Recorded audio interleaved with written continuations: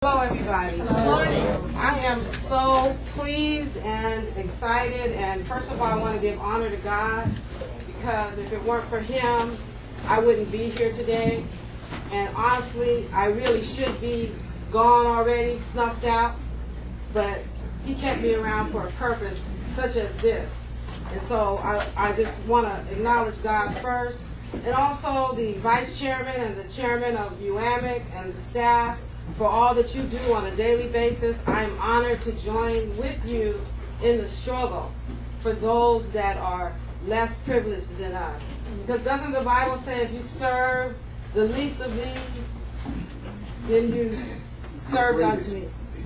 And I just thank God for the turnout today. I'm like, wow, all of these people, I'm just so blessed that you guys will come out here today.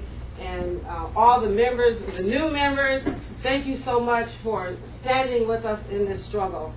Today I have a presentation for you, and as Reverend Kokai mentioned, there was the initiatives, the community unity initiatives, and Reverend Kokai had asked me if there was an initiative that I thought would be a good one. And of course, without hesitation, homelessness was one of those initiatives that I suggested join in the other initiatives.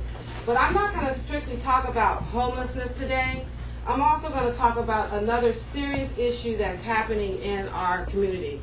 And I'm sort of glad that you all are done eating, because some of this it can be disheartening. But I hope at the same time that I will not take away your appetite, but whet your appetite to move into action. Because if we don't move into action, if not you, then who? So I'm going to talk about the Trinity House and our community partner, the BSCC. How many have ever heard of the BSCC? Okay. So the BSCC stands for the Bilateral Safety Corridor Coalition. And their cause is human trafficking, while our cause is homelessness. The BSCC has a cause of human trafficking. And my goal here today is to raise the awareness in our, and I did have community there, but then I quickly changed it to beloved community.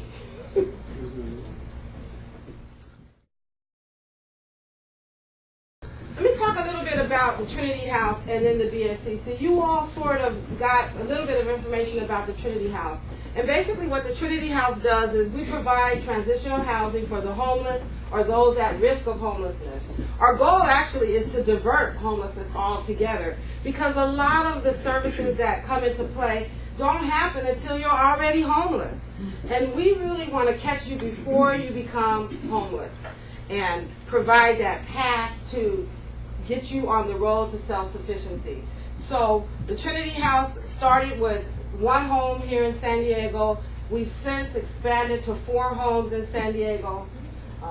One was in Rancho Del Rey, Allied Gardens, Lomita Village, and then the Skyline area. Unfortunately, but fortunately, depending on how you look at it, we've recently scaled back to 2 homes. I don't even need to go into an explanation about that. If anybody knows the state of the economy, houses that were purchased are now worth, significantly less than what you owe on them. And so we decided to scale back our operations due to the economy. But it turns out to be a good thing, and you'll find out about that why later on. But what we want to do is we want to raise awareness in the community of human trafficking. And the reason why I'm talking about homelessness and then human trafficking is because I'm really here to represent the Bilateral Safety Corridor Coalition today and speak more to that cause than it is to homelessness. But I can't let that go completely unanswered. So I'm going to talk about both and how they tie in. The Trinity House was a sub-award recipient of a Unity Coalition grant that the Bilateral Safety Corridor Coalition received. And our charter was to educate our beloved community. And so what we want to do is we have conferences, meetings, and community forums, something like this, education and training people in our community to know how to spot victims of human trafficking, and then what to do. We also perform street outreach. We get out there in the streets on behalf of the Bilateral Safety Corridor Coalition to educate the community about human trafficking, try to spot victims. But at the same time, there's such a great tie into homelessness that we can also address the needs of some of the homeless people while we're out there, bring them into the house and things like that. As a partner of the Bilateral Safety Corridor Coalition, we've actually housed victims of human trafficking. And I would take a risk to say that all of you all have at some point, I'm sure, seen a victim of human trafficking, but you didn't know. And so I'm hoping after today you will know what a victim looks like.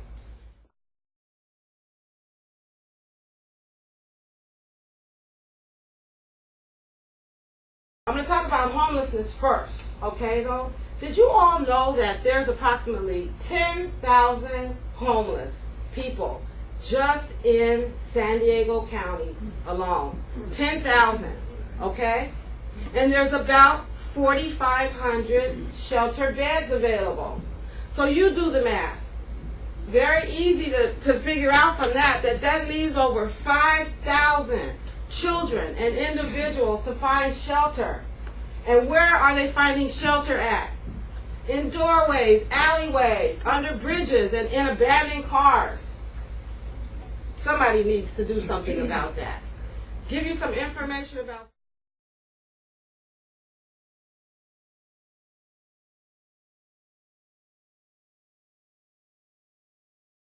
San Diego's homeless profile.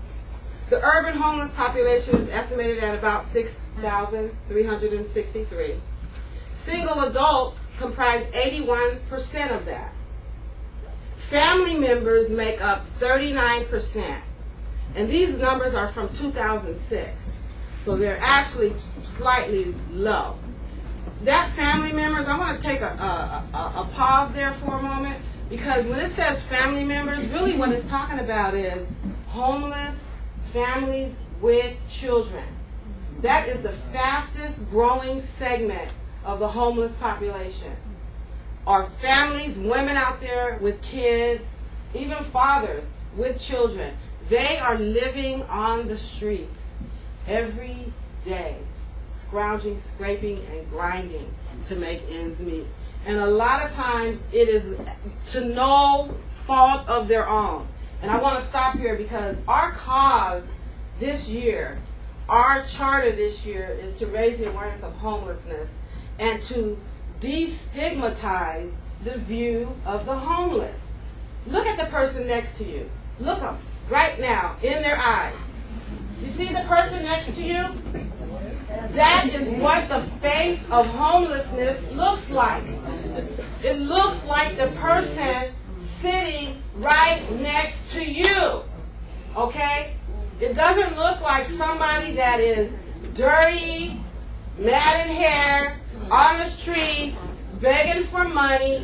This is the view of homelessness that a lot of us have. And I have to fight that every day. When I ask for office space to rent somewhere, and I say we serve the homeless, the first thing I get is, are they going to be lining up outside of the building? And after you close the shop, are they still going to be there? You know, when I open a house in a certain neighborhood, the neighbors, you know, not in my backyard. I want to help, but I'll help from a distance. But the face of homelessness looks like every single one of us here today. And I can prove that. Just take a tour of any of the houses. You'll see people like us. Look at one of our program books. You'll see some stories from the homeless. Okay, youth on their own, and I know that number is low. I got these from the Regional Task Force on the Homeless website, but about 377 homeless street youth resided in the region at any given time. You all know what happens when a former foster youth, of which there are 200 of them, being released from this or aging out of the system every year. Former foster youth, the state took care of them. Now they've turned 18. The state can't take care of them anymore. The foster parents can't receive money for them anymore. The group homes that they're in have to drop them off somewhere because they no longer receive funding for them. Happy 18th birthday. you are now homeless. A lot of that is this number here. It's not a pretty picture.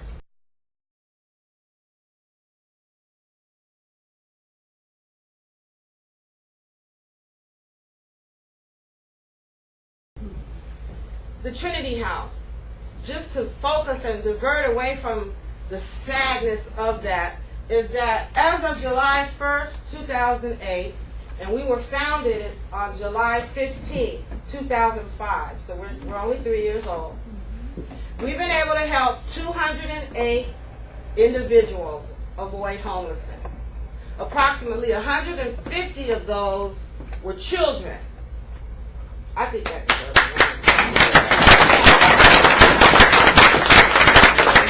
because we couldn't have done it without the help of individuals just like you all who sit here. Individuals who donate their time, talent, and their resources to help organizations like UAMIC, organizations like the Trinity House. I talked about our scaling back. Sometimes organizations have to do that. Donald Trump did it. Business moves. Well, I'm pleased to announce that on October 1st, 2008, we are opening our very first thrift store. I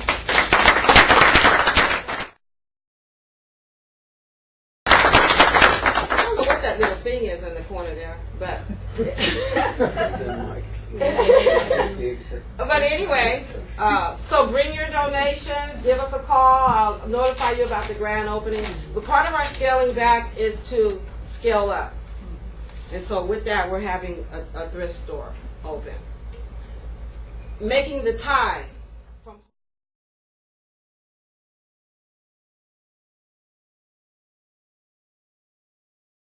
homelessness to human trafficking. Because I did say that's what I was going to talk about, but I couldn't completely ignore the Trinity House. That's my baby. Homeless, farm workers, and day laborers.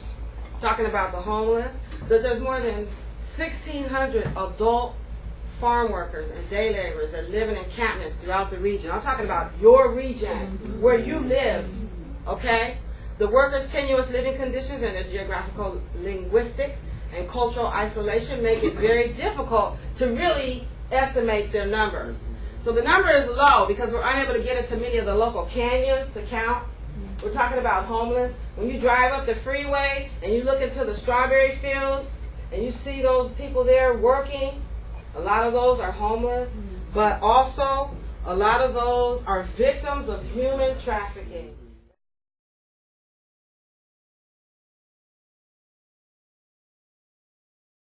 As well. And what is human trafficking? It is modern day slavery, basically. Did you guys thought slavery ended? Well, I'm here to tell you it didn't. And it's happening right here in San Diego every day. Every day. So it's profitable on an international level, but very destructive on a personal level. In one of several related cases, hundreds of Mexican girls between 7 and 18 were kidnapped or subjected to false romantic entrapment by organized criminal sex trafficking gangs. The victims were brought to San Diego County, the beautiful, America's finest city.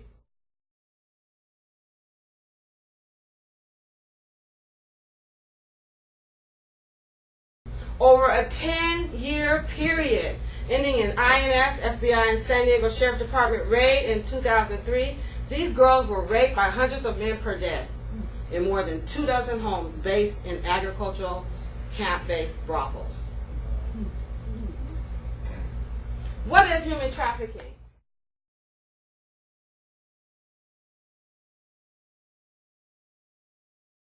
Give a good definition, because most people know what smuggling is, but they really don't have a thorough understanding of human trafficking. Human trafficking is sex trafficking, in which a commercial sex act is induced by force, fraud, or coercion, or in which the person induced to perform such an act has not attained 18 years of age, or the recruitment, harboring, transportation, provision, or obtaining of a person for labor, not just sex, labor, through the use of force, fraud, coercion, for the purpose of subjection to involuntary servitude, peonage, debt bondage, or slavery. And there's a footnote there. It says a victim need not be physically transported from one location to another in order for that crime to take place.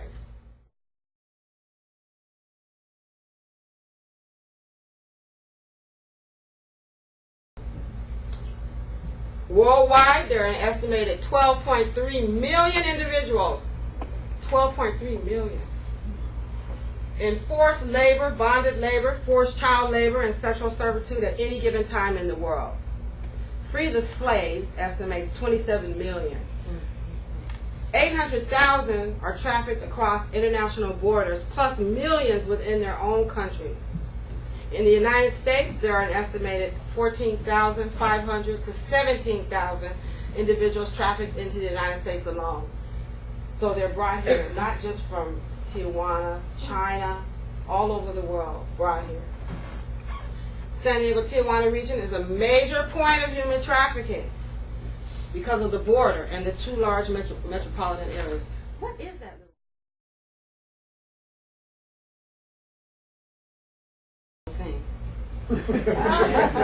Anyway, it's not a big distraction, is it? It is for me. Anyway, the BSCC. Who are the BSCC? They're an alliance of over 60 government and nonprofit agencies in the United States and Latin America, and they're convened along the U.S. and Mexico border to combat slavery and human trafficking. I am proud to be in the struggle with the BSCC as well as a community partner, as well as a sub-award recipient of their Unity Coalition grant, which is a government grant. The mission is to preserve the dignity and well-being of commercially and sexually exploited men, women, and children through prevention, intervention, and education. A lot of times we think of this as a female or a little girl type victim. A lot of men have the same issues, held against their bondage.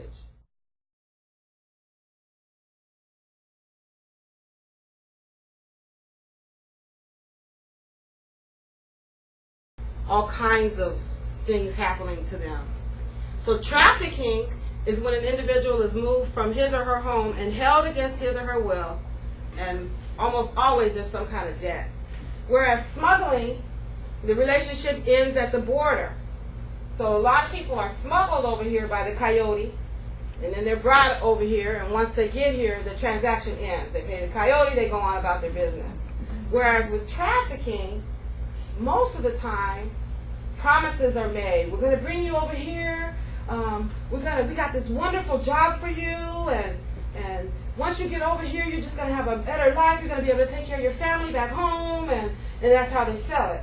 Then once they get over here, they're said, okay, but you got to pay us back this money now. You owe us money for bringing you over here. Oh, and now we fed you, so you owe us more money for that.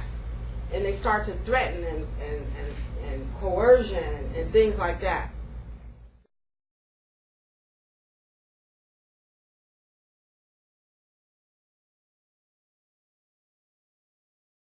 Very difficult. Labor versus sexual. With labor exploitation, and I know you've probably seen different variations of that. Housework, you've got the maids that were held against their will. Agricultural, begging, factories, industry, manual labor, childcare, hotel or cleaning industries, and then sexual exploitation. Pornography, strip clubs, prostitution, mail order brides, CSEC, which is commercial exploitation, commercial sexual exploitation of children. Then there's internet, and then comprises nearly half of CSEC and forced labor cases, the internet cases.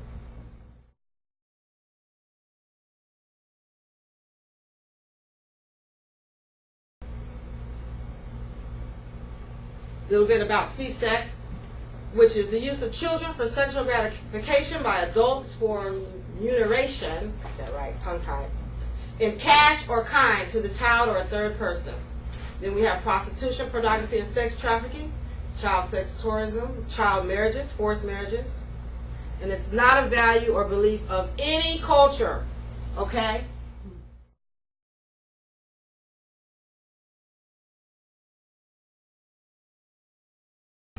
And then there's sexual tourism. We learned all about that on TV. We saw the guys going abroad and they, having a difficult time prosecuting them for the crimes that they were committing. The sexual exploitation of a child by a person or persons who engage in activities with the child while traveling away from his or her own country. It's a serious, serious, serious issue.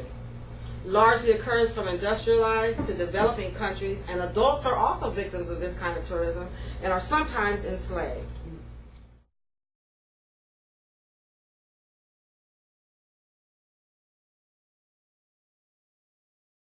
So what are the methods that the perpetrators use, basically, to enslave people? Because you might be wondering in your mind, well, how come if I'm a grown person, if somebody grabbed me, well, they really wouldn't want to. They would really want to do that. But let's just say somebody did, and, somebody grabbed you, you would think, well, I can just get away, But let's say you were in China, okay, Hong Kong somewhere.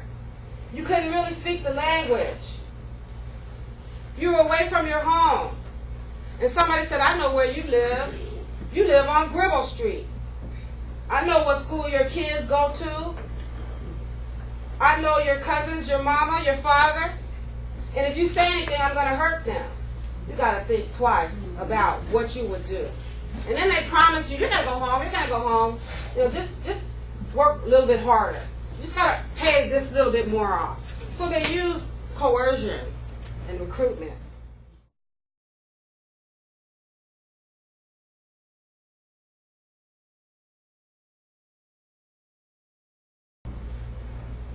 Why are these kind of people vulnerable? Talked about that a little bit. Prior sexual abuse, gender, widows, abandoned wives and children, orphans, people that are vulnerable. The least of these: orphans, street kids, runaways, poverty, refugees, ethnic minorities, little to no education, and Laos, 60% of women are illiterate, and there are limited educational resources. So prostitution is a good option, right? Here's a story.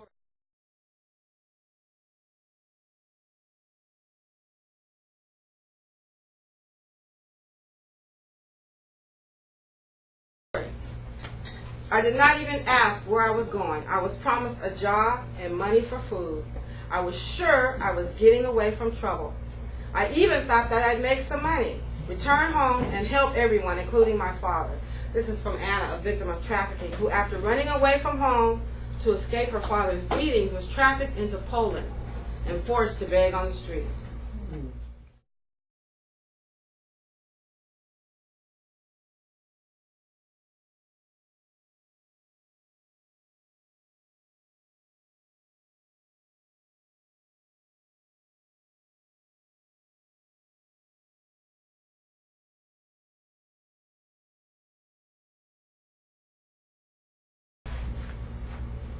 The cycle of coercion, how traffickers keep their victims from escaping or seeking help. There's a cycle. Talked about that a little bit. So first they isolate them, then they force cultural dogmas on them.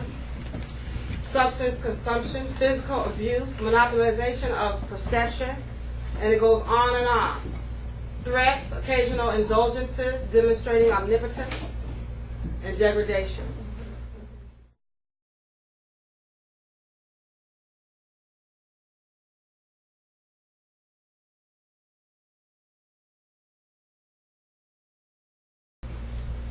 And here are some of the barriers faced by victims seeking assistance. And we talked about that a little bit. Language, lack of trust, undocumented fear or deportation, fear of law enforcement. Because in the past, a lot of times, victims of trafficking were not treated as victims. They were treated as people that were committing crimes. And even today, what we used to call pimping, pandering, women that work the boulevard, that is now human trafficking if you have a perpetrator that is forcing you to work the streets. The tough part is to getting that person to testify. But you can see some of the barriers. Lack of knowledge of services, lack of resources, fear of retribution, culture, shame is a big one. dangerous or unfavorable pre-enslavement situations.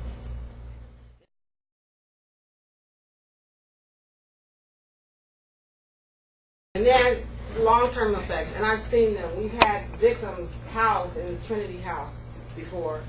They have psychological damage, physical damage, social and personality changes. There's a quote here. Once you come to the end of your recovery, the freak-out period starts.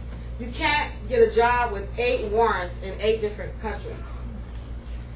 There's again the victim treated as a criminal, and that's not a good thing.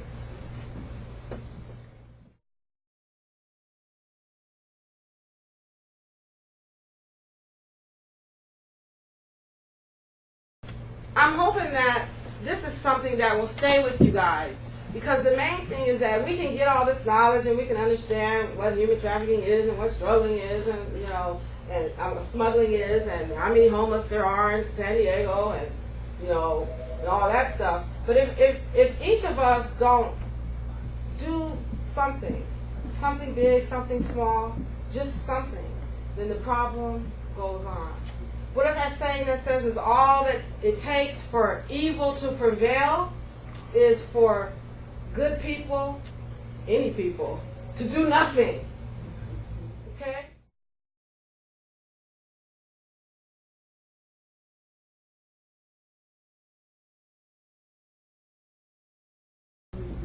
So here are some hot spots, and these are some places where victims may be found. Migrant or immigrant communities, areas or zones known for prostitution, routine traffic stops, healthcare providers. You'd be surprised. I heard some people in here that work for mental health systems and family health centers and the HIV board people. It's up to people who are in the social service community and in the service community to be able to identify victims, to be able to ask the right questions. ER and social services, counseling, escort services, strip clubs. All of these are where victims may be found.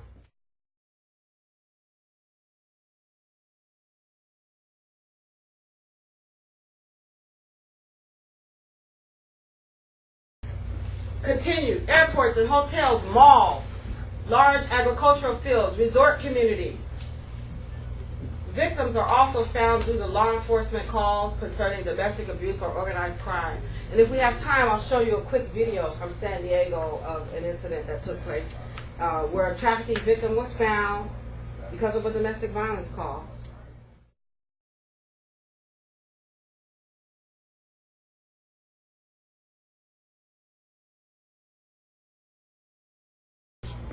So what do? Well, I'm not saying get Rambo and put on your, BSCC cape and go flying around San Diego and down into the agricultural fields, looking for victims. You really need to get training to actually do street outreach and things like that, but you also need to know who to call. But if you were to do an informal interview, people that are in the social service field, that you're sitting at your desk and a client comes in and you're wondering, some of the kind of questions you can ask is, what type of job do you do? Do you receive a salary for your work? Can you leave your job if you want to? Can you come and go freely? Have you or your family members been threatened? How are your work and living conditions? Where do you eat and sleep? Do you have to ask permission to eat, sleep, or use the bathroom? Are the doors and windows blocked where you live? Did you all know here in San Diego there was a sweatshop and there were bars in the inside? That's a sign. And I think these people hadn't been out of that building for like 13 years, something like that. They found them. Have they taken or are they holding your passport or personal documentation? Where's my ID? You ask them, where's your ID rather? Oh, so-and-so's holding it for me. He wants to keep it for me to make sure that I don't lose it, or she wants to keep it for me. That's a red flag, big red flag.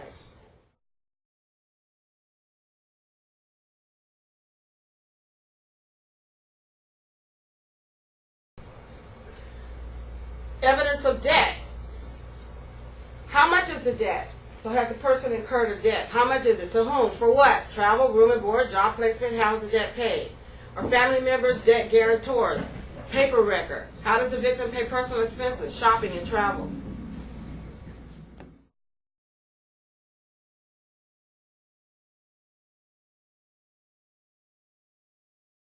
Now, I'm going to touch upon the demand side just a little bit, because you can't have a supply without a demand, right?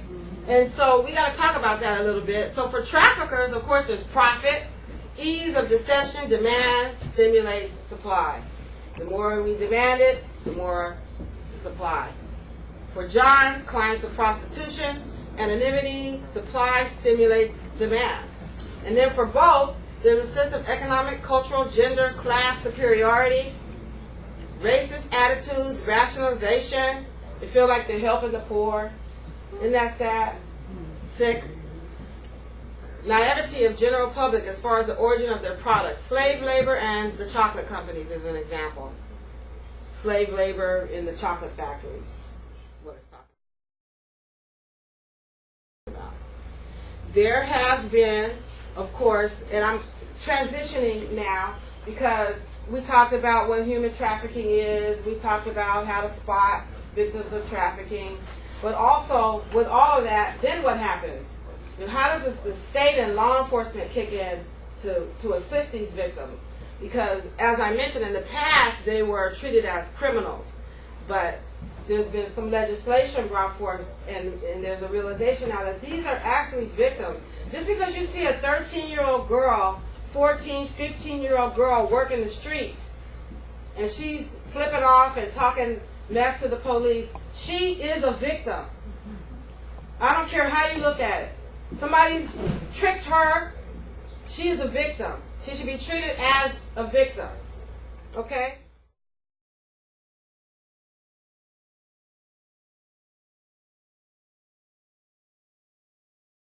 So there's been some state legislation passed to prevent exploitation and aid victims.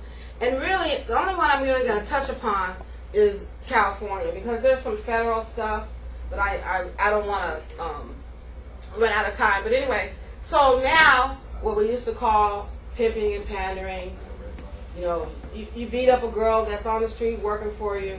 Well, that's now human trafficking, and it's a felony, warranting 3 to 5 years in state prison and 4 to 8 years for the trafficking of a minor. And honestly, I don't even think that's enough time.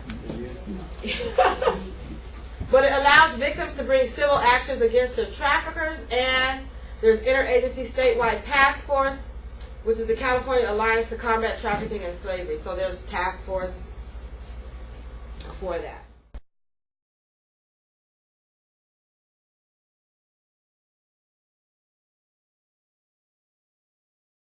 So what happens, though, to people that once they come over here, because one of the reasons why they are to another country, why they're afraid is that what's going to happen to me?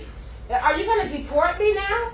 Now that I've brought over here against my will or willfully, but I was tricked, and so now what happens to me? Now that we've caught up with my perpetrator. Well, there's different types of visas that these victims can get. A T visa allows victims to remain in the U.S. and is designed to aid victims willing to cooperate against the perpetrators. And then you get some federal benefits and services, protects them from harm awaiting in home country. A lot of times if they go back, they're done. Okay?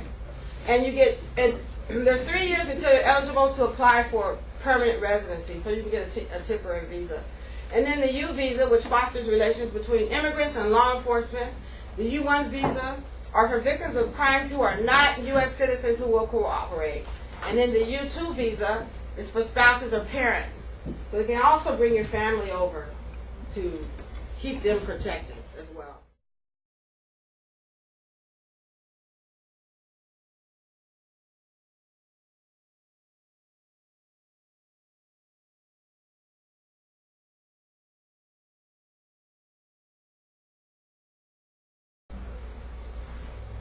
What are the types of forced labor in California? And that's just kind of a percentage, and you can see that agricultural is 1.8%, sweatshops 5.3%, mail order brides 5.3%, domestic services 33.3%, and the highest one is prostitution and sex services.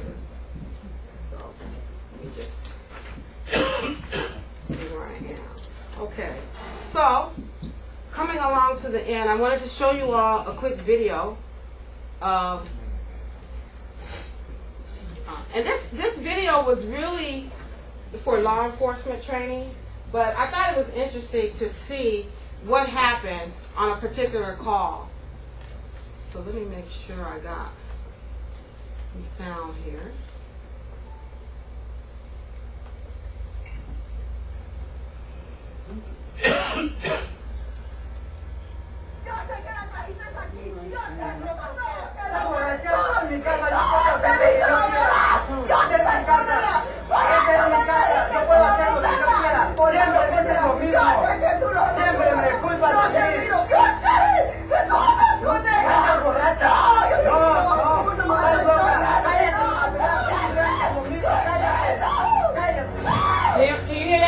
What's your emergency? Someone is being beaten in the house next door.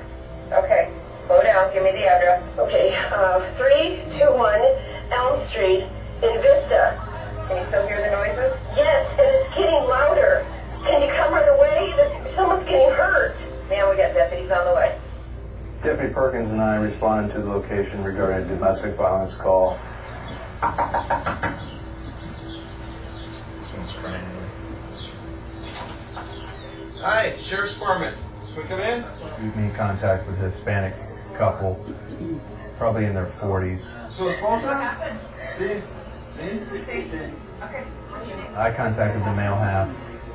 His story didn't make any sense. He denied everything.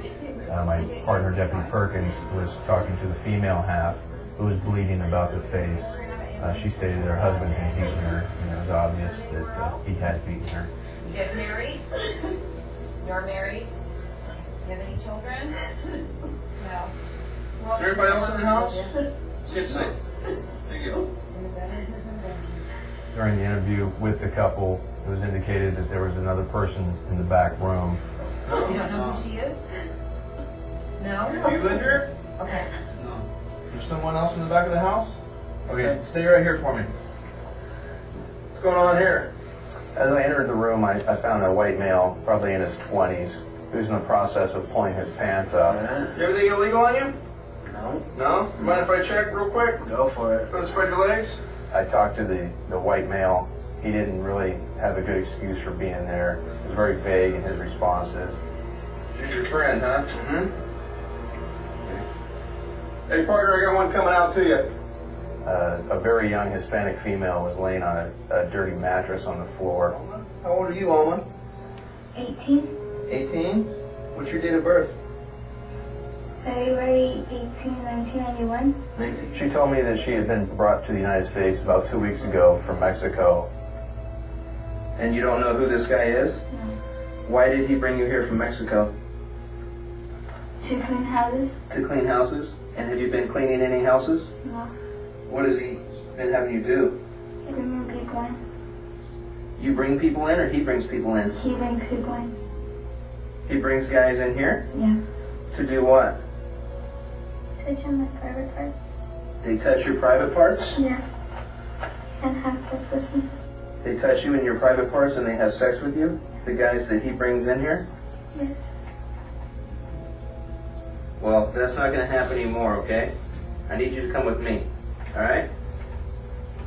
During my interview with the young female, I realized that she had been a victim of human trafficking. I'm Rick Emerson, Chief of the Chula Vista, California Police Department. In the scene you have just witnessed, everything seems routine. But notice how the officers were tuned in to the indicators of human trafficking. On the surface, this was a dispatched radio call regarding a 415 family dispute. But upon further investigation, the officers discovered why the man was beating his wife. She was complaining about the sexual advances he was making to the 14-year-old girl in the back room. Traffickers smuggled the girl into the U.S. from Mexico under false pretenses and coerced her into prostitution through the use of physical and sexual abuse. Thanks to the vigilance of the officers, the young girl was rescued. They certified her as a victim of a severe form of trafficking. This provided her with much-needed services. She assisted in the prosecution, received a monetary settlement and a civil suit, and most importantly, was reunited with their family. What you witnessed was a good example of how collaboration on all levels can assist victims of human trafficking. Sexual exploitation is an underreported and misidentified epidemic. Only by working closely together can we secure the convictions needed to incarcerate these predators. They exploit their victims and rob them of their hopes and dreams.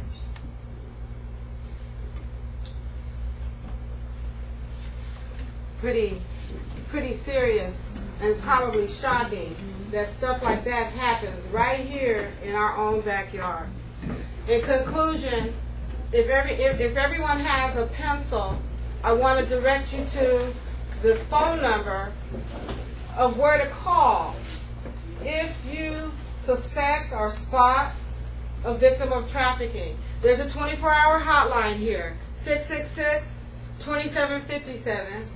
And also on behalf of the BSCC, there's their website, bsccoalition.org, and then there's the BSCC phone number. There's also some websites of interest, and I hope that you all leave here today with on your mind, raised awareness and what to do, who to call, and how to look beneath the surface for victims, possible victims of human trafficking. Thank you for your time.